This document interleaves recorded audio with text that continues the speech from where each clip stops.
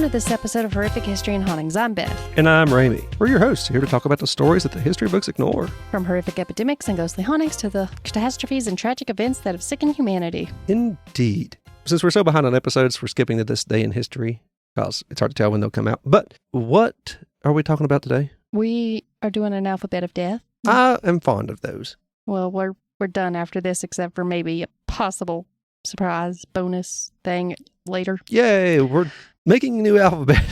Yeah. No, we're not making a new alphabet. It's just the book has extra after Z. Oh. Like extra little funny things engraved on tombstones, I think was one of them. Oh. A1. Yeah. So choking on steak. Oh, no. You A1 said steak A1. sauce. Oh, I get it. Steak sauce. Okay. These are probably ones that I'm not going to be able to come up with anything. X is 4. Xenomorph. I don't know what that is. That's an alien. Oh. Xavier. Yeah, I guess he's killed people too. That's all I can think of. Oh. Other than what I have. Xanax? You could overdose on Xanax. Yeah. There you go. I'm sure there's an animal that starts with an X. It's probably from Australia that's deadly. Okay, well, we've got 2. And if you believe in the multiverse, xenomorphs might be real. We have X-ray. Oh, that'll do it too. It's a procedure that involves radiation passing through the soft tissues, and it tends to stay there for pretty much your entire life. Like when they would test people's Even feet after, apparently. for new shoes.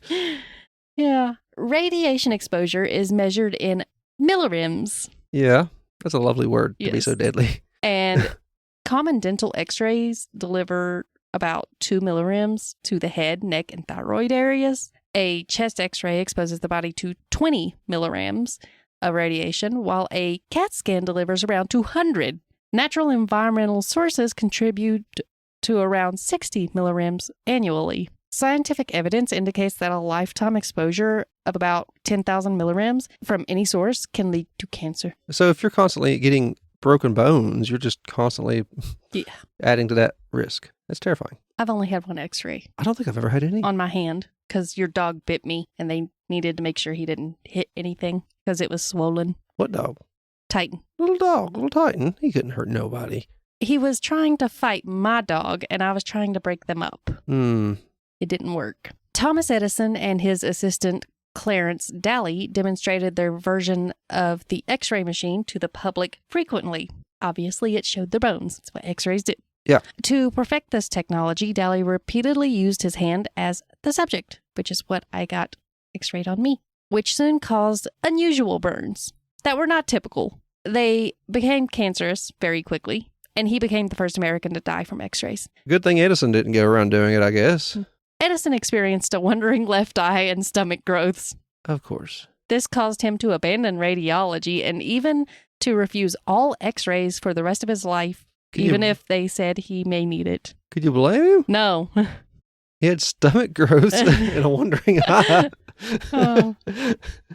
Oh, man. Yeah. And despite these known hazards, the medical community recognized the great potential for x-rays. Oh, yeah. And they've helped many a sports person and upset mother whose child just falls over and just so many things. Yeah. The early detection of tuberculosis became possible by observing the progression in the lungs with x-rays. TB. So you either die of TB or cancer. Lung growth. However, many x-ray technicians were dying due to this exposure. That's why when they do it to you now, they say, everything will be fine, and they give you a lead jacket and run as fast as they can out of the room. It wasn't until 1934 that initial safety guidelines for x-ray exposure were developed. Can you imagine the early lead jackets? Lead, which was the only readily available material that x-rays couldn't pass through, began to be used as the shield for protection. Horribly heavy. Yeah, it is. Wonder if mercury would have similar properties except for it's liquid. I don't know. I mean, I have no idea. I just assume because it's a heavy metal and it's same silvery color, even though it's a liquid technically when it's at room temperature. I'm not a scientist, obviously. Well, I'm just putting weight. It has 2 things in common. It is a metal and it is heavy. And it's poison. And it's kind of silver. And it is poison, yeah. So maybe. The power and potential harm of x-rays today are pretty much the same as they were back then. Even with lead protection and usage guidelines, the moment an X-ray enters the body, it starts to change the cell function. Many cells immediately die, and gene mutations begin even after moderate exposure. When DNA can no longer replicate correctly, rapid cancerous tumors become highly likely. Yeah. It's terrifying. I don't think I'll ever get another X-ray. Oh, wait till you get a toothache. I don't really... You say that now. Knock on wood. I don't really have that issue. I brush my teeth constantly just to avoid that issue. In 1895, Wilhelm Röntgen, I believe is how that's pronounced, accidentally discovered the first X-ray machine. Did he dig it up somewhere? No, he was doing an experiment on a vacuum cleaner to see, I think, how much electricity or electric something. It had something to do with the vacuum. Him trying to see what went through it, I guess. I don't know. How much suction the vacuum has to help sell it on their old QVC channel. I don't know. But during an experiment, he directed the beam of light through a wooden door and was surprised to see through it. He then began experimenting on his wife, Bertha. Poor Bertha. You know that ain't going to go well. Yes. Shortly after, Bertha became ill and remained bedridden for the rest of her life. Eventually, she died of cancer in 1919. 4 years later, in 1923, Wilhelm died of intestinal cancer. Just having a ball with that light, wasn't he? Yeah. Y is for... Y is for yam. Surely someone choked on a yam. A yaw mask? Well, I think we covered that ghost Pokemon. Yellow jacket. Yeah, that'll get you too. Especially if you're allergic. Yawning? Somebody yawn and drop off the road? Ah, well, that's the one I got, so. Oh. Ever notice how one yawn can set off a chain reaction? Yeah, everybody's yawning. Then everybody in the traffic jams yawn until they crash. Yeah. Did that really what happened? No. Oh. Well, I mean, yes, in one. Oh. It turns out by the time we are around 2 years old, most of us are susceptible to this weird reaction. I'm pretty sure our dogs are too. Yeah.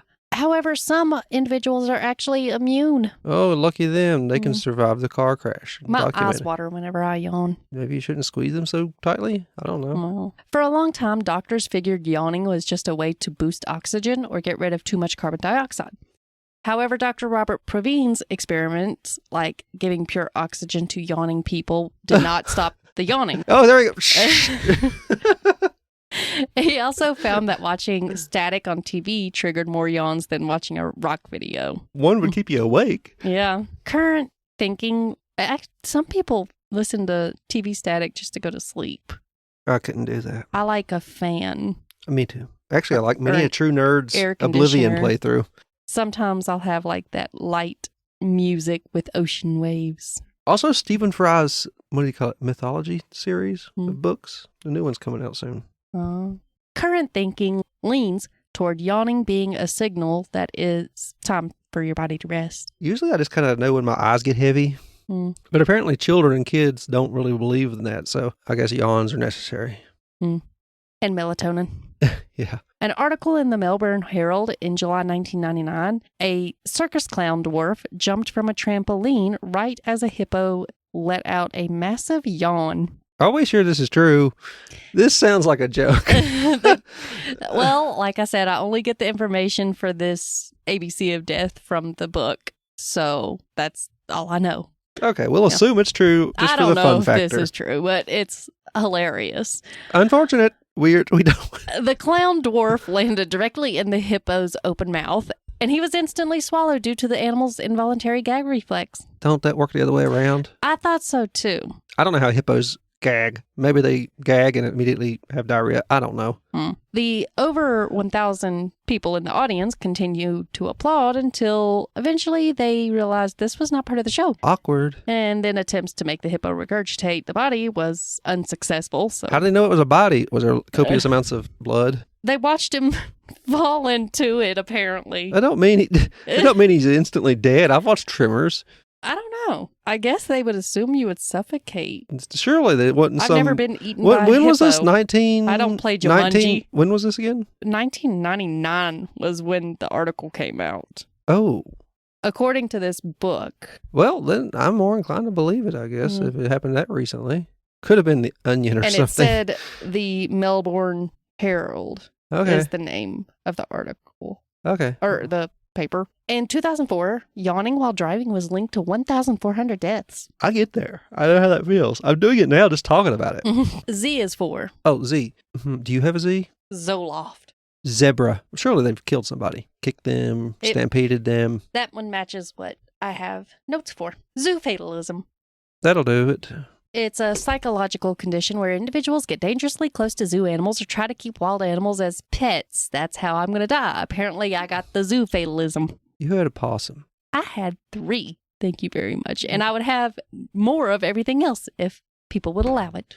Yeah, they're friendly enough. They hiss. One example occurred in May 1998 when a Chicago gas station mechanic was absent from work and he had failed to return home. The following day, a newspaper reported the death of an unidentified man who had been mauled by the local zoo's tiger after entering its enclosure after dark. How bizarre. Yeah. The discovery of shredded clothing led the missing mechanic's coworkers to think that this was their friend, and the mutilated remains were eventually positively identified to be their coworker. At Illinois Fairgrounds, a 19-year-old tiger keeper thought it was going to be funny to climb onto a cage containing circus tigers. Ha ha ha. And then he lowered his pants and began to defecate. Well, how bad has this tiger's been to him?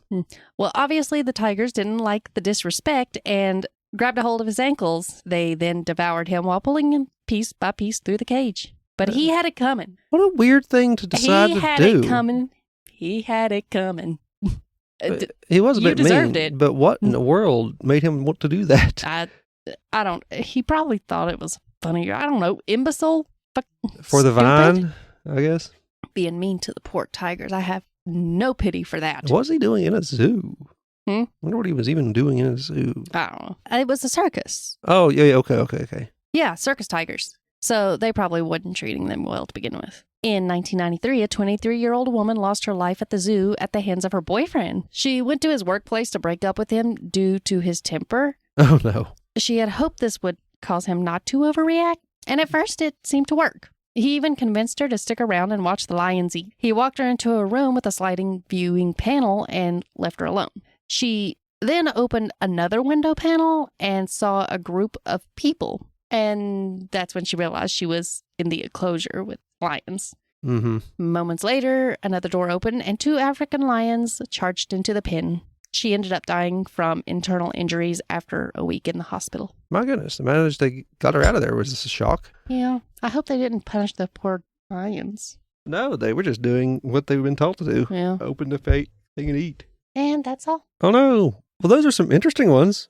Some difficult ones to answer questions about, for sure. Yeah, short, but ABC of Death is completed. For now. Until we get to work on that new alphabet. We are all yawning now after we talked about that yawning. We should have just skipped that one. Okay. I still got to edit and everything today. I do appreciate it. It has been a long series, the Alphabet of Death. That has gone pretty much since our beginnings. And now we've run out. We're going to have to find another. I've got something lined up. Okay. And like I said, the last of this book had some extras. A little bit of extras. So we might have A1 and B1.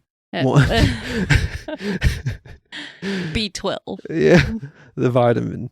Yeah. Or vitamin, depending on where you're from, I guess. If you like what you heard here, an odd place to catch up and start listening if you've never heard another one. But if you like what you heard here, we have other episodes of other podcasts and other episodes of this one, obviously. There are links in the description. There's a Linktree link. It'll take you to all of our socials and our eBay shop and the YouTube where you could watch videos or listen to the podcast. There's 2 different YouTube channels, one for each of those. We have other podcasts, one called Leveling Duo. It's about 2 friends, or me and Beth, talking about video games we really enjoy. We have Brother Knows Quest. It's a podcast where I tell Beth about tabletop role-playing games. If you want to reach out, there's any way to do that you want to in the Linktree as well. Facebook, we have a group for this podcast.